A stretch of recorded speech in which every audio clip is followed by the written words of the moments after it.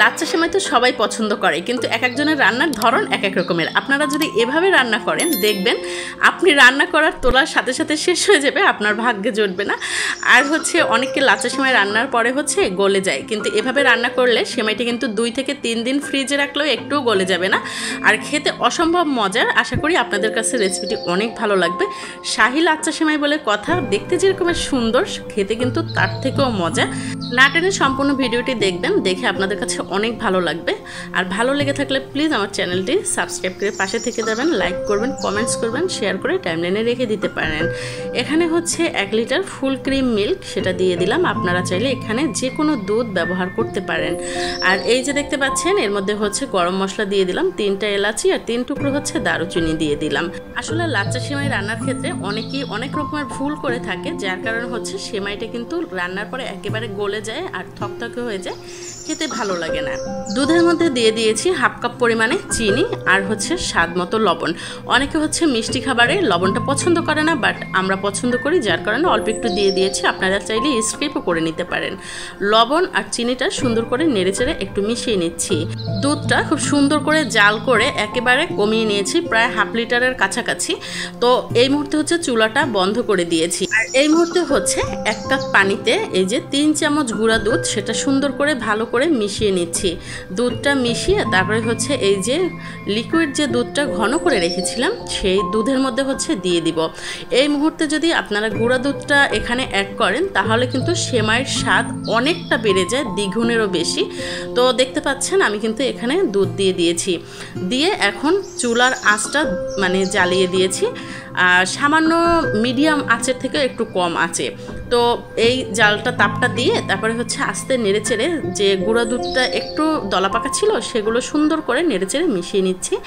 আর খেয়াল রাখবেন উতলে না পড়ে যায়। গুঁড়া দুধ দেওয়ার পরে কিন্তু এরভাবে নাড়তে নাড়তে কিন্তু দুধটা একবার সুন্দর করে ব্লক উঠিয়ে নিতে হবে বা উতলে নিতে হবে। আর এখন দেখতে পাচ্ছেন টকবক করে ফুটছে।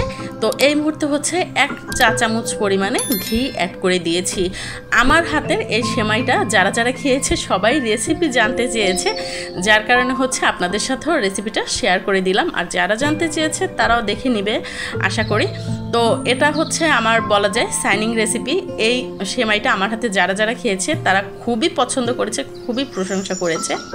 তো দুধ যখন এই যে দেখতে পাচ্ছেন ঘি দুধের সাথে মিশে গেছে, এই মুহূর্তে ঢেলে নিচ্ছি একটা সার্ভিং ডিশে। আপনারা আপনাদের পছন্দ মতো একটা ডিশে ঢেলে নেবেন।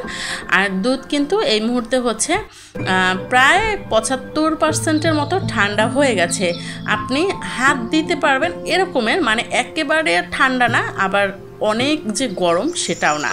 তো এই মুহূর্তে এই যে গরম মশলা দিয়েছিলাম এলাচ দারুচিনি, সেগুলো বেছে বেছে তুলে নিয়েছি। লাচ্ছা সেমাই রান্নার ক্ষেত্রে একটা জিনিস খেয়াল করবেন, সেটা ফুটন্ত দুধের মধ্যে সেমাইটা কখনোই দিবেন না, তাহলে কিন্তু সেমাইটা একবারে আঠালো হয়ে যাবে, থকথক হয়ে যাবে, খেতে মোটেও ভালো লাগবে না। আর এই যে দুধ একবারে যখন কুসুম গরম হবে তখনও না, আর একবারে ফুটানো গরম তখনও না। দুধটা কিন্তু ভালো মিডিয়ামের থেকে একটু কম গরম থাকবে, সেই মুহূর্তে আপনাদের লাচ্ছা সেমাইটা দিয়ে দিতে হবে। তাহলে দেখবেন সেমাইটা 3 দিনেও দলা পেকে যাবে না, একবারে থকথকেও হবে না, আর দুধের সাথে গায়ে গায়ে মিশে যাবে না। তো সেমাইটা দেওয়ার পরে এর মধ্যে এখন ফ্রাই প্যানের মধ্যে দেখতে পাচ্ছেন 1 চামচ পরিমাণে ঘি এখানে দিয়ে দিয়েছি।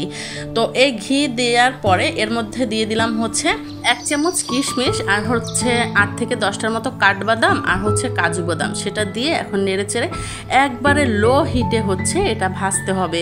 আর এতটা সুন্দর একটা ফ্লেভার অ্যাড হবে। আপনারা এভাবে সুন্দর করে বাদাম কিশমিশ ভেজে তারপরে সেমাইয়ের মধ্যে দিয়ে দিবেন, দেখবেন সেমাইয়ের ফ্লেভার স্বাদ অনেকটা বেড়ে গেছে। আপনারা এখানে ঘিয়ের পরিবর্তে বাটারও দিতে পারেন, বাট ঘি দিলে কিন্তু ঘ্রাণটা বেশি সুন্দর আসে। তো দেখেই বুঝতে পারছেন আমি কিভাবে করে ভেজে নিচ্ছি, যেহেতু এখানে ঘিয়ের পরিমাণটা একেবারেই কম, যার কারণে এরকমের কর্নার করে ভেজে নিচ্ছি। আর এই যে দেখতে পাচ্ছেন কিশমিশগুলো কিন্তু সুন্দরভাবে গোল গোল বলের মতো হয়ে যাচ্ছে। এই মুহূর্তে বুঝতে হবে যে আপনার এখানে এইগুলো ভাজা কমপ্লিট হয়ে গেছে।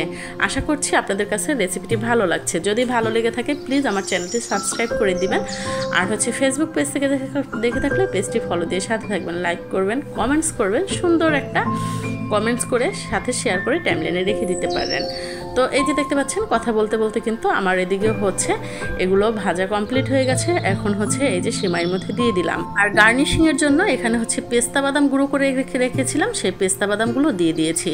আপনাদের কাছে কেমন লেগেছে অবশ্যই কমেন্টস করে জানাবেন, ভালো লাগলে শেয়ার করে টাইমলাইনে রেখে দিতে পারবেন।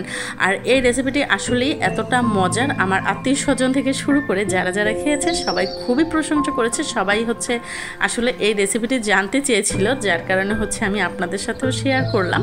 তো আপনাদের কাছে কেমন লেগেছে অবশ্যই কমেন্টস করে জানাবেন। যখন সেমাইটা দেখবেন ঠান্ডা হয়ে গেছে আপনারা ফ্রিজে রেখে দিতে পারেন 2 থেকে 3 দিন।